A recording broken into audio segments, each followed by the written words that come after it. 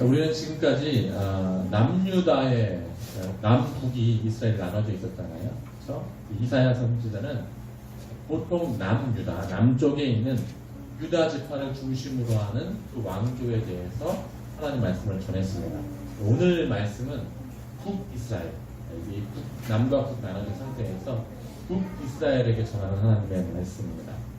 북왕국도 하나님 앞에 범죄한 나라였습니다. 오늘 사실 8장, 10장 전체를 함께 봐야 하는데 북왕국의 현 주소를 보면서 오늘 하나님께서 어떤 예언의 말씀을 전하시고 계신지를 살펴봐야 합니다. 10장 1절부터 4절까지 말씀을 보면 북왕국의 현 주소의 상태를 적나라하게 보여주는 말씀이 있습니다. 제가 읽어드리겠습니다. 여러분 성경을 잘 보시면 따라오시면 좋을 것 같습니다.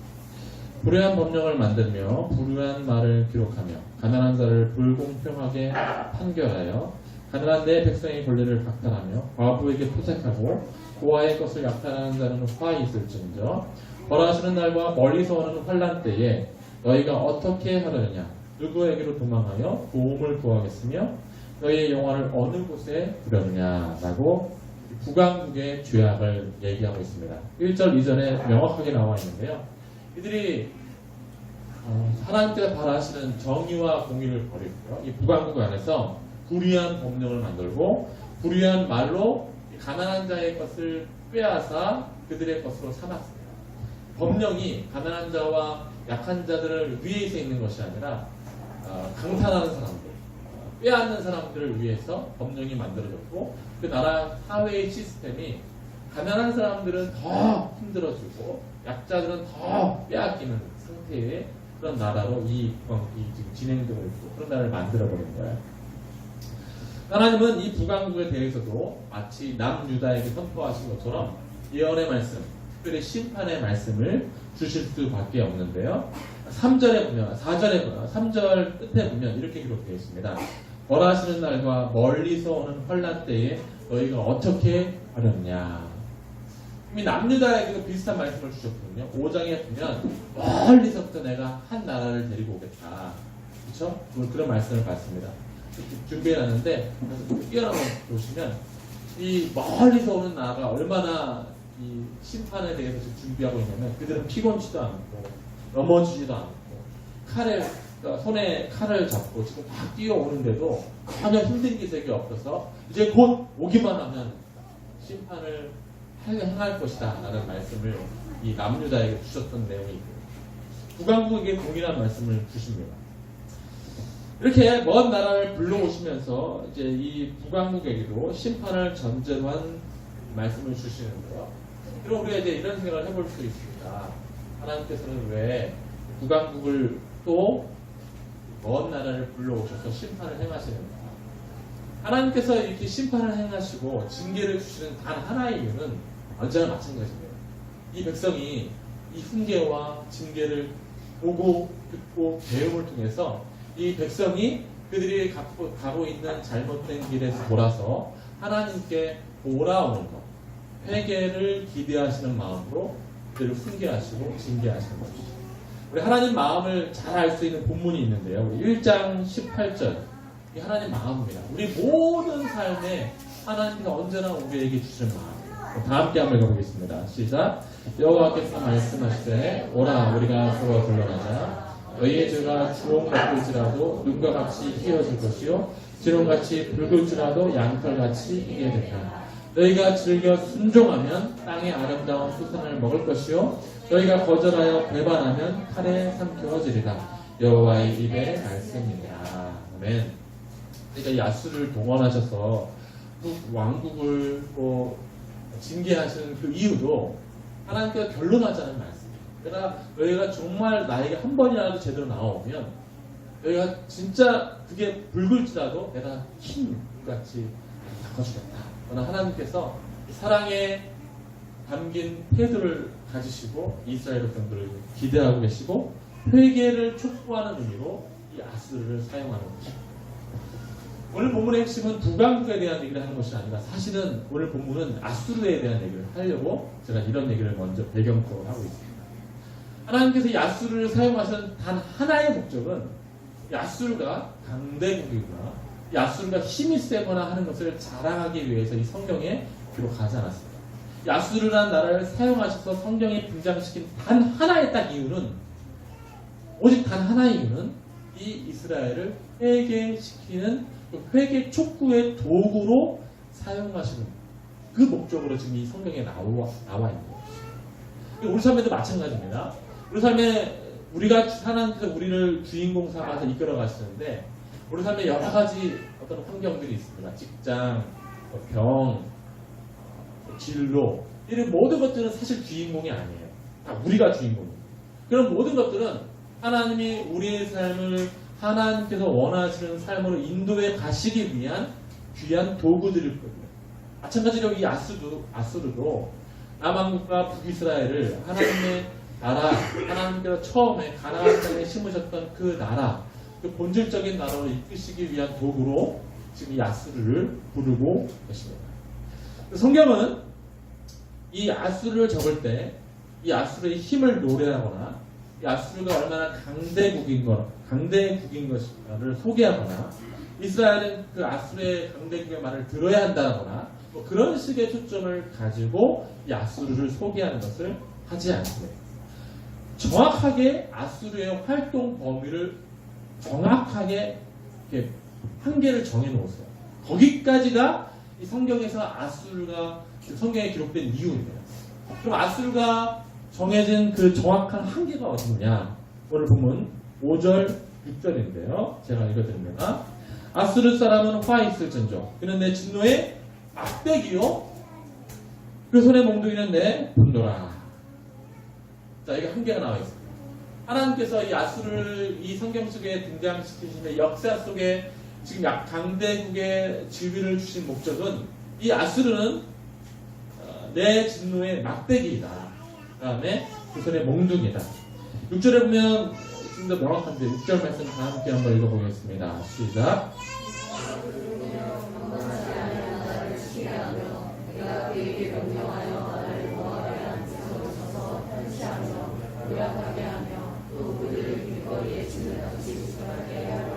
저 초반부에 보면 경건하지 아니한 나라를 치게 하는 것.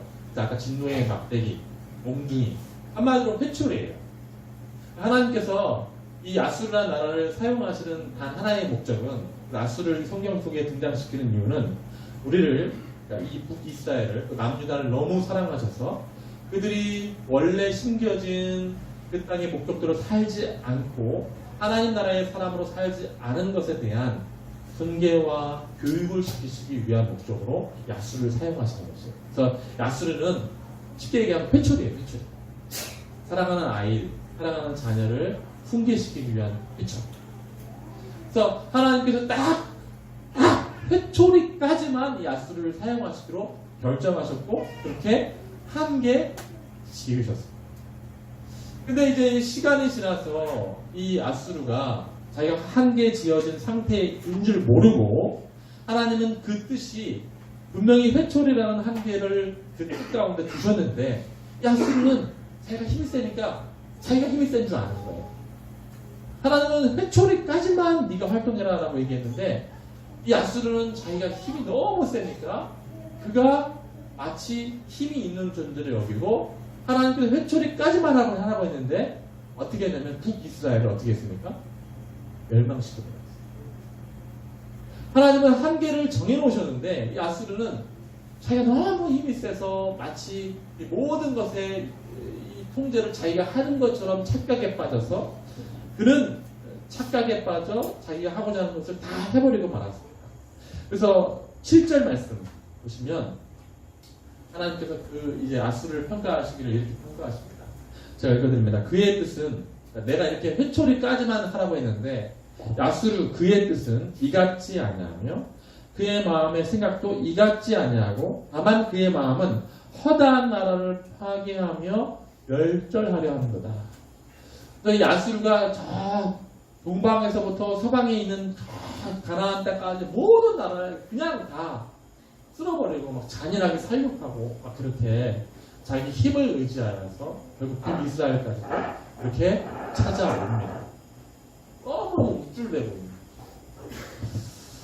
하나님께서 이 나라를 쓰시고자 하는 단어는 사실 그런 것이 아니거든요. 회개예요. 여러분 우리가 좀 아셔야 되는 게 있는데 성경에서 어떤 강대국, 어떤 강한 사람들을 등장시킬 때는 그 강한 사람을 노래하거나 찬양하기 위해서 등장하는 것이 아닙니다. 여러분 이집트 생각해보세요. 이집트 출애굽기에 나옵니다. 출애굽기에 나오는 이집트는 그때 당시 최대의 강대국이고 가장 강력한 힘입니다. 그런데 하나님께서 이 성경 속에 이집트를 기록한 목적은 역사 속에 무엇을 알려주시기 위해서, 어떤 단어를 알려주시기 위해서 강대국을 이 성경 속에 쓰셨어요? 이스라엘을 구원하시는, 구원이라는 단어를 알려주시기 위해서 그냥 쓰여진 나라예요. 그게 강대국이 아니에요. 하나님은 그냥 이 나라를 사용하시는 목적은 역사 속에 구원이라는 단어를 알려주시기 위해서 그저 그냥 이집트를 쓰신 것 뿐이죠. 마찬가지로 이 아수르를 쓰시는 이유도 이 역사 속에 회개라는 단어를 알려주시기 위해서 아수르를 쓰실 뿐입니다. 그냥 그렇게 쓰임 받으면 되는 거예요. 그런데 이 아수르는 그런 하나님께서 쓰시고자 하는 그런 목적과 그런 배후에 분명한 숨은 뜻이 계시는데도 불구하고 그런 자기가 우쭐대며 교만하여서 그 범위를 넘어섰습니다. 그리고 얘기하기를 우리 13절, 14절입니다. 13절, 14절 한번 읽어보겠습니다. 13절, 14절 제가 한번 읽어드릴게요. 그의 말에 나는 내 손의 힘과 내 지혜로 이 일을 행하였으니 나는 총명한 자라 열국의 경계선을 걷어치우고 그들의 재물을 약탈하였으며 또 용감한 자처럼 위에 거주한 자들을 낮추었으며 내 손으로 열국의 재물을 얻은 것은 세의 보금자를 얻은 것 같고 온 세계를 얻은 것은 내버린 알을 주음 같았으나 날개를 치거나 입을 벌리거나 지저귀는 것이 하나도 없도다 하는도다 라고 하면 우쭐대고 있는 거죠. 이 모습을 하나님은 어떻게 여기고 계시느냐, 이게 중요한 포인트잖아요. 그러니까 아수르가 자기가 정해놓으신, 하나님의 정해놓으신 한계를 넘어선 이 모습을 하나님은 어떻게 여기고 계시느냐. 우리 15절 말씀입니다. 함께 읽어봅니다. 자, 시작. 톱이 펴는 자에게 스스로 큰 채 하겠느냐. 이는 막대기가 자기를 드는 자를 움직이려 하며 몽둥이가 나무 아닌 사람을 들려 합니다. 회초리가 회초리를 들고 있는 사람한테 야 놔봐 하는 거야. 내가 이제는 더 활동할 거야. 내가 이제 더 앞장설 거야. 이 몽둥이가 몽둥이를 들고 있는 자에게 그걸 요구하는 거죠. 주객이 전적입니다. 하나님은 그 몽둥이를 들어서 이스라엘을 훈계하는, 사랑하여서 훈계하는 교육용으로 지금 두셨는데 이 몽둥이가 교만에 빠져서 몽둥이를 잡은 자에게 자기의 고난에 대해서 얘기하고 있고 자기가 하고 싶은 어떤 막 그 주장을 하고 있는 거죠. 그러니 이 하나님은 이 아수르를 심판하실 수밖에 없습니다. 왜냐하면 그가 정해놓으신 하나님의 범위에서 넘어섰기 때문입니다. 그래서 24절부터 이 10장 전체가 이 아수르에 대한 심판에 대한 말씀으로 선포되어집니다. 그래서 하나님은 이스라엘만을 다스리는 하나님이 아니라 온 우주의 하나님으로서 아수르, 바벨론 이런 모든 나라에까지도 심판하시는 하나님, 온 우주의 하나님으로 자기를 나타내 주시죠. 여기까지 오늘 우리가 성경의 내용입니다. 자, 우리가 이 성경을 통해서 우리가 분명히 볼 줄 알아야 하는 것이 있습니다. 어떤 것이냐? 우리가 북이스라엘이 남유다를 침공한 것을 잘 알고 있습니다. 북이스라엘과 아람이 남유다를 침공했죠. 왜냐하면 아수르가 쳐들어오고 있기 때문에 그 아수르에 대항하기 위해서 북이스라엘이 남유다에게 같이 싸우자 했는데 남유다가 싸우지 않으니까 그냥 이 북이스라엘이 남유다를 침공했잖아요. 북이스라엘 자체가 교만합니다. 하나님의 나라, 하나님의 백성들, 함께 살아가는 그 백성들이 그런 생각을 하지 않고 자기 힘으로 남유다를 공격하는 교만에 사로잡혀 있습니다. 하나님께서 이 이스라엘 이 교만한 이 상태를 교육시키시기 위해서 어떤 방법을 사용하시느냐? 이 교만한 북이스라엘을 낮추시기 위해서 이 역사 속에서 하나님은 어떤 방법을 사용하시냐면 더 큰 교만을 사용하신다는 거죠. 교만한 북이스라엘을 훈계하시고 교육하시기 위해서 더 큰 교만인 아수르를 사용하셔서 이 북이스라엘을 훈계하시고요. 또 지금 이 북이스라엘을 징계했던 이 아수르가 교만하니까 하나님은 더 큰 교만을 또 불러오죠. 역사 속에서 이제 나오는데 바벨론이 등장하죠. 그래서 우리가 이 역사를 좀 볼 줄 알아야 되는데요. 역사는 그냥 나라 강대국이 등장하고 강대국이 꺼지는 하는 그런 우연의 역사가 아니고요. 어떤 한 나라가 교만하면 더 큰 교만을 불러오셔서 그 교만한 나라를 물리치시고요. 그 친나라가 또 교만하셔서 있으면 더 큰 교만을 불러오셔서 계속해서 교만을 물리치시는 것으로서 역사가 사용되어지고 있다는 거죠. 역사는 좀 그렇게 흘러가고 있는 거죠. 그냥 우연히 어떤 사람이 힘이 세서 진행되어지고 어떤 사람이 힘이 센 내용으로 채워지는 것이 역사가 아니라 교만이 철저하게 깨부서지고 무너지는 것이 지금 역사의 흐름이라는 거죠. 이 가나안의 지역도 마찬가지입니다. 이집트가 처음에는 강대국으로 있었지만 솔로몬이 그 힘이 강해지자 이스라엘이 약간의 강대국이 있었죠. 그러다가 나라가 나뉘어지고 아수르가 북이스라엘을 멸망시키고요. 그다음 조금 있으면 또 아수르도 결국 바벨론에 의해서 멸망합니다. 바벨론이 또 막 성장하다가 바벨론도 또 페르시아에 의해서 또 멸망합니다.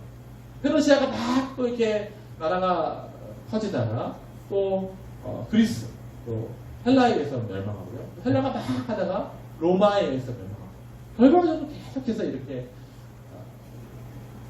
이 세계사의 흐름 속에서 교만한 나라를 계속해서 물리치시는 그런 하나님의 역사가 있게 되는 것이죠. 자, 우리는 이것을 볼 줄 알아야 되고 이런 내용 속에서 하나님의 교만을 물리치시는 그런 역사의 주체자임을 우리는 볼 줄 알아야 합니다. 근데 이게 나라들만 해당되는 것이 아니라 각 개인과 공동체에게도 해당되어지는 것입니다.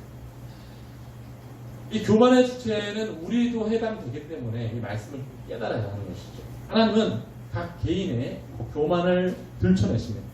그리고 더 큰 교만을 가지고 오셔서 우리가 얼마나 교만한지를 깨닫게 하셔서 하나님의 사람으로 돌리시는 일을 계속해서 해나가십니다.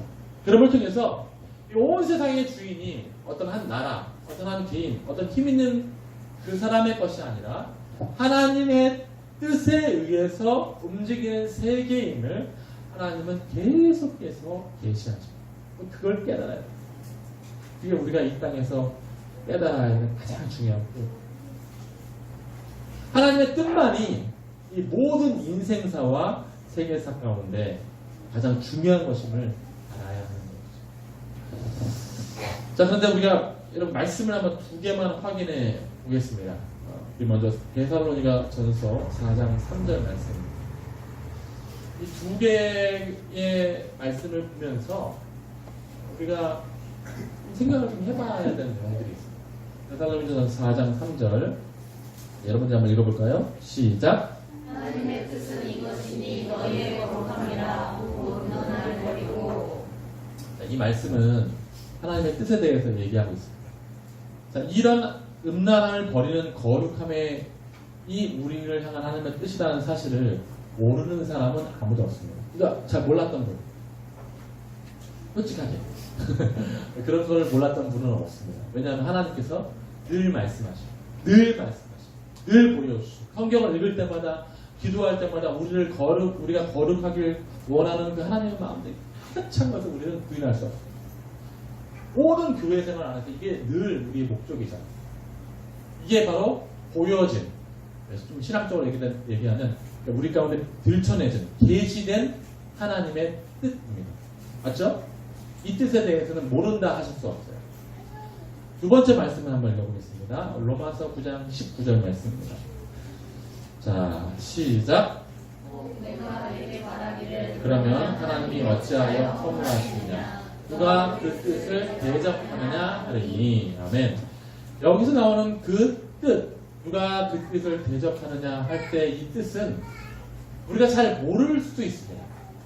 이 뜻은요, 숨겨진 뜻이에요. 숨겨진, 역사에 숨겨져서 하나님이 자기 뜻대로 역사를 이끌어 가시는 하나님의 의지를 얘기합니다. 아까 첫 번째 나오는 그 뜻은 하나님이 우리 가운데 다 이미 보여주시고 계시하시는 뜻입니다. 그러나 이 두 번째 나오는 그 뜻, 우리가 대적하려 할 때 그 뜻은 하나님이 하나님의 의지대로 이 역사를 일관되게 움직이셔 가시는 그 뜻이에요. 근데 우리는 그 뜻에 대해서 하나님, 이 뜻은 하나님이 우리와 상의하지 않으시고 얘기하지 않으시고 말씀하지 않으셨기 때문에 이 뜻은 잘 모릅니다. 그러나 이 뜻은 분명히 있습니다. 그래서 하나님이 우리가 아무리 불순종한다 할지라도, 우리가 아무리 죄악의 세상을 만든다 할지라도 하나님이 역사에서 만들고자 하시는 그 내용들은 반드시 이 뜻에 의해서 이루어지고 완성되어집니다. 숨겨진 하나님의 의지입니다.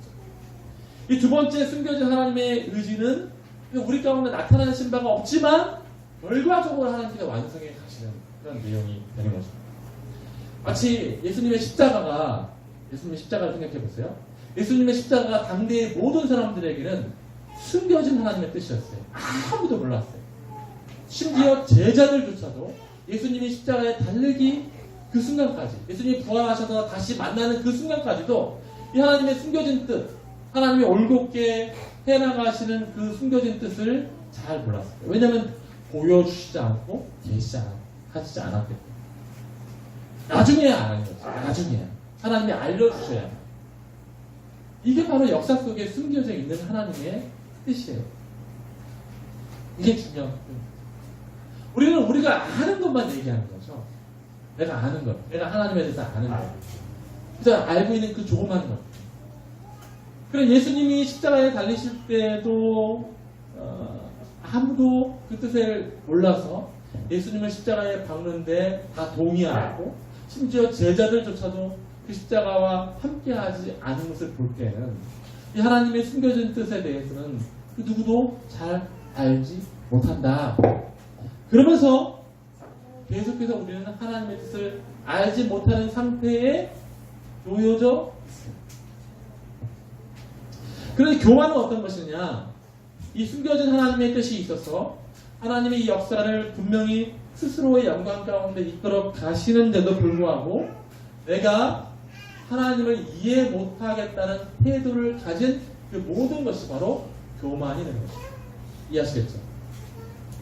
하나님의 숨겨진 뜻, 십자가를 한 번도 깨달지 못해서 겨우겨우 하나님이 알려주셔야만 그 십자가의 의미를 비로소 조금이나마 좀 깨달았던 그 우리가 마치 하나님을 다 아는 것처럼 첫 번째 하나님의 뜻, 거룩하라는 이 명령을 조금이라도 알았다는 그 의미 때문에 마치 숨겨져 있는 하나님의 역사 전체의 교육에 내가 뭔가 아는 것처럼 행동하는 그것이 바로 교만이 되는 것입니다.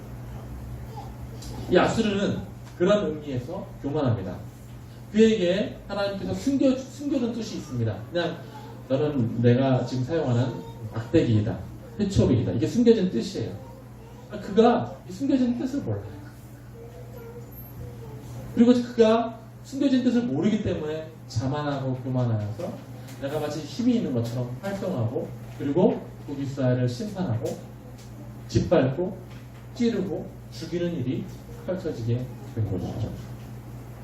하나님은 야수를 사용하셔서 회초리까지만 이란 계획을 가지고 오셨는데 야수는 교만하여서 그 범위를 넘어선 것입니다. 이게 우리 삶 가운데 교만이라는 내용으로 찾아오는 그런 삶의 암, 그런 병이 되는 것이죠. 그러면 여러분, 제가 여러분에게 질문하겠습니다. 여러분들은 얼마나 하나님의 뜻을 알고 계십니까? 모르시면 어떻게 해야 돼요? 모르시면 겸손해야죠. 모르는데 왜 우리가 교만해야 돼요? 마치 하나님을 아는 것처럼. 쉽게 예를 들어보겠습니다. 쉬울지 모르겠지만, 자, 제가 우리 아이들 세 자녀가 늘 설교 예화 가운데 등장하는 세 자녀. 제가 우리 아이들에게 얘기하죠. 충분히 보여줍니다. 누굴 때리지 마라. 누굴 친구들과 화목하게 지내라. 그 다음에 엄마 아빠 말 잘 들어라. 횡단보도 건널 때 차를 조심하라. 이걸 얘기하면 뛰지 말아라. 서로 싸우지 마라. 이런 얘기합니다. 이게 제가 알려주고 보여준 저의 뜻입니다. 얘네들이. 그래서 이걸 어길 때 둘이 만약에 지환이랑 소연이가 싸웠다. 그러면 얘네들이 누굴 눈치를 봐요? 제 눈치를 보죠. 왜냐하면 제가 계속해서 알려주고 보여주기 때문에 계시를 해준 거죠. 계시를 분명히 보여줬어요. 이것에 대해서 부인할 수 없어요. 근데 얘네들이 모르는 게 있죠. 모르는 게 있죠. 저와 우리 아내 사이에 늘 아이들에 대해서 우리가 얘들을 어떻게 나중에 키워갈까. 쟤네들과 상의하지 않은 뜻이 있죠.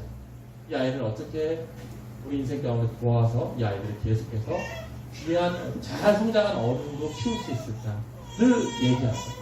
이런 뜻에 대해서는 이 아이들과 상의하지 않습니다. 상의하지도 않고 상의할 필요도 없습니다. 그렇죠? 그냥 우리끼리 하는 얘기예요.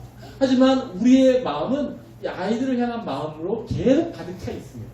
근데 언젠가 이 아이가 중학교쯤 돼가지고 갑자기 대뜸 그러는 거예요. 머리 좀 컸다고.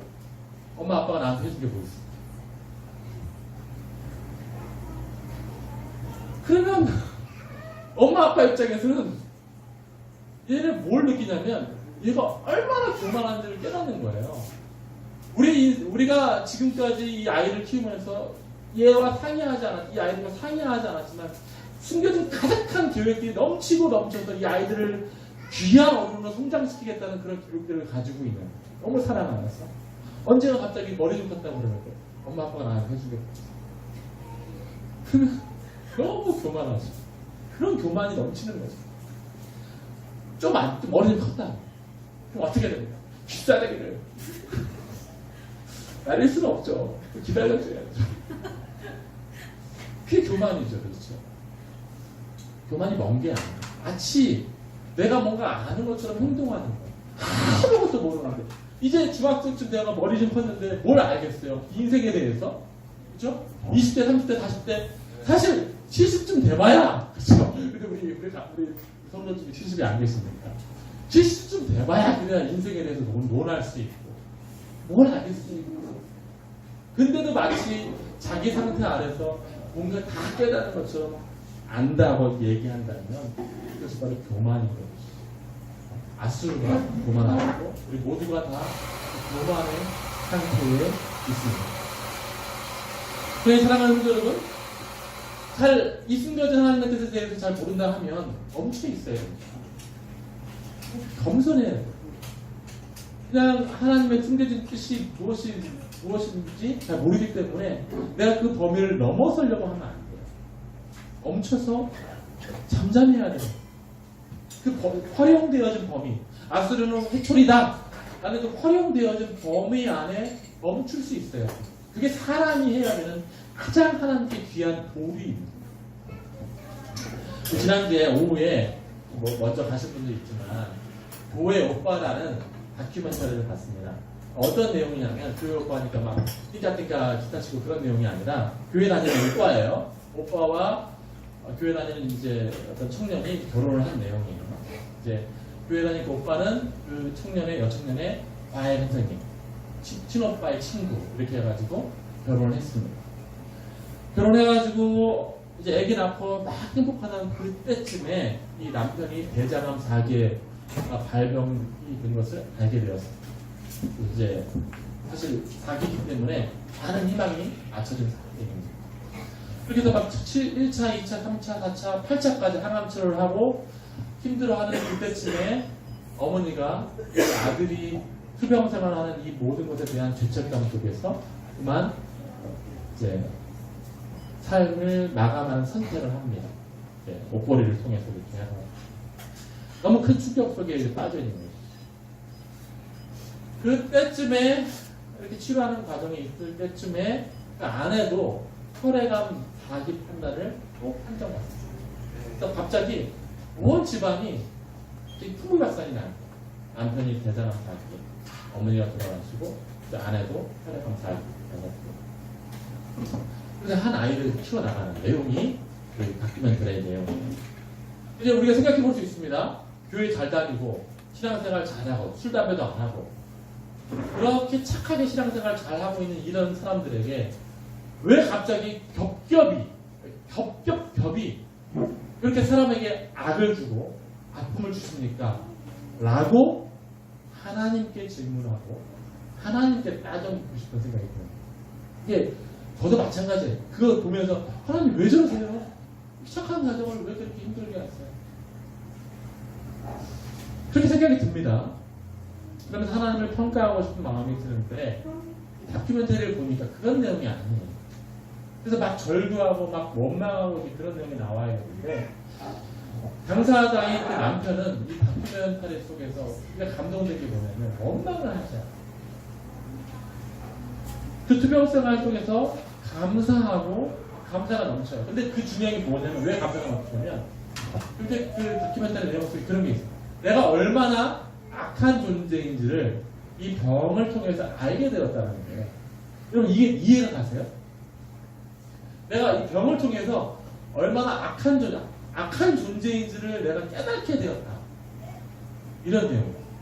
지금 자기가 힘든데 그걸 깨닫고 그런 내가 얼마나 연약한 존재인지를 악한 존재인지를 깨달아지고 그것을 감사하고 이 병이 아니었으면 이걸 깨닫지 못했을 때 하나님께서 나에게 이런 걸 주셨다.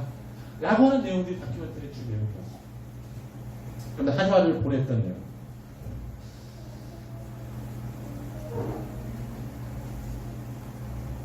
그러면서 이제 느꼈던 것은 그런 아픔 속에 있는 사람들에게는 진짜로 지금 우리가 이렇게 생각하는 질문들 하나님은 왜 그러셨습니까? 라고 하는 질문들이 뭐 초기에는 있을 수 있긴 하겠지만 진짜로 그 속에 있는 사람들은 그런 질문을 하지 않는다는 거예요. 오히려 그 질문보다 겸손해져서 내가 아무것도 아닌 존재임을 깨닫는 것이 그들에게 더 크다는 거예요. 내가 아무것도 아닌 존재예요. 이렇게 아프고 내가 이렇게 연약하니까 그 전에 내가 힘이 있어서 활동했던 그 모든 것들이 아무것도 내가 할 수 있는 그런 존재가 아니었는데도 불구하고 내가 삶을 그렇게 살았다 라는 것을 깨달아지는 것이 더 많습니다. 이번 주에 제가 계속 장이 좀 안 좋았습니다. 장이 제가 작년에 위내시경을 하고 이제 속이 안 좋아서 위내시경을 하고 이제 약을 먹고 이제 잘 안 먹었습니다. 그냥 그 병원 의사가 다시 오라고 했었거든요. 근데 제가 안 갔어요. 1년 동안. 근데 계속 속이 안 좋으니까 제가 한 달 동안 더 속이 안 좋아졌어요. 그래서 이제 어쨌든 지난주 금요일에 갔다 왔습니다. 위내시경을 하고 보니까 12지당 쪽에 궤양이 있다고 해요. 그래서 이제 약 먹고 잘 치료하면 괜찮다고 하더라고요. 근데 제가 이 한 달 동안요, 사실은 병을 키워온 거잖아요. 1년 전에 가서 약 잘 먹고 다시 검사하고 이렇게 했으면 됐는데 제가 안 간 거거든요. 제가 지난주 요거 저기 다큐멘터리도 보고 괜히 한 달 동안 너무 걱정이 되는 거예요. 우리 새 아들만 보면 불쌍하고 우리 아내를 보면 너무 불쌍하고 우리 아버지랑 지난번에 식사하는데 제가 아버지 앞에 어떻게 살았나 이렇게 아버지께 좀 더 효도를 해드릴 거. 또 우리 성도들 보면 내가 성도들을 위해서 얼마나 기도를 열심히 하는 아니 그렇게 기도 열심히 한 게 아니라 내가 그 성도들의 마음과 똑같이 내가 얼마나 기도를 했나. 우리 지영철 집사님이 지금 기도하는 내용의 그 마음을 똑같이 내가 가지고 기도했나. 우리 윤상희 문제가 지금 사업하면서 하고 있는 그 내용들한테 기도하고 있는 마음을 똑같이 가지고 기도했나. 제 마음을 너무너무 모든 것에 너무 민감하더라고요. 다 민감해. 애들만 눈동자만 봐도 민감하고 성도들에 민감하고. 그래서 그러면서 이제 지난주 금요일 날 내시경을 다시 하면서 마취를 하잖아요. 마취하러 들어가면서 하나님 다시 제게 삶을 주신다면 아무 일도 없었지만 제게 삶을 주신다면 제가 더욱더 기도하고 이 사람들의 마음을 품고 제가 더욱더 제 역할을 충실하겠습니다. 제가 병도 걸리지 않았는데 혼자 그 착각에 빠져가지고 제가 그 위치에 서보니까 잠깐의 그 위치를 경험해보니까 제가 얼마나 시간들을 헛되이 보내며 악하게 활동했는지 내게 주어진 힘과 능력, 이 호흡 안에서 약간의 교만의 문제를 깨달게 되어요. 나는 아무것도 할 수 없는 존재인데 뭔가 하는 것처럼 행동했지만 그러나 아무것도 하지 않는 것. 내가 얼마나 그들을 위해서 최선을 다했는가. 그런 생각들을 해보게 되었습니다. 중요한 것은 이런 것 같아요. 우리 인생에서 깨달아야 될 것은 교만하지 않아야 되는 것. 교만하지 않는 것은 이것입니다. 숨겨진 하나님의 뜻. 그 교회 오빠에서 저는 정말 그 집사님 대단한 것 같아요. 마지막까지도 하나님이 불평하지 않아요. 뭔가 숨겨진 하나님의 뜻이 있겠다라는 그 생각 속에 모든 것을 담담히 받아들이고 감사하는 거예요. 절대로 하나님 앞에 자긍하지 않고 앞장서지 않고 그 자신을 계속해서 돌아보는 그런 마음. 그게 하나님께서 우리에게 바라시는 그런 내용인 것 같아요. 사랑하시는 여러분, 하나님이 너무너무나 여러분을 사랑하십니다. 하나님이 너무나 여러분을 사랑하셔서 지금도 그 역사에 숨겨진 배후 안에서 십자가를 통해서 구원을 완성하시고 또 언젠가 하나님 나라를 완성하셔서 그 숨겨진 의도를 계속해서 완성해 나가시는 그 하나님 앞에 여러분 조금 안다고 교만하지 않으시길 주의 이름으로 축원드립니다. 모든 것 안에서 겸손하시고 그 일에 하나님이 나에게 숨겨서 그 뜻이 무엇일까를 구하시며 동참하시며 기도하시길 바랍니다. 그럼 언젠가 마치 십자가를 우리에게 비춰주신 것처럼 하나님이 자기에게 지금 숨겨놓으시고 진행하시는 그 일도 다 말씀해 주세요. 자, 내가 이 일을 할 거다. 너도 나와 함께 할 거지? 라고 우리를 초대하시고 그때까지 우리가 잘 모른다 할지라도 여러분의 진로와 여러분의 삶과 이런 모든 환경들을 잘 모른다 할지라도 우리 인생에게 우리가 호흡이 우리를 통해서 시작되지 않았기 때문에 우리에게 주신 그 호흡을 주신 그 하나님께 묻고 기도하고 겸손하는 것. 그것이 우리 피조물 사람이 해야 되는 가장 중요한 역할이 되는 것 같습니다. 사랑하는 여러분, 믿음으로 순종함으로 겸손함으로 하나님 날마다 신앙생활 하시는 그런 사람이 되시기를 주의 이름으로 축원드립니다. 아수르가 아니라 하나님의 사람들 다 되어지기를 주의 이름으로 축원드리겠습니다. 기도하겠습니다.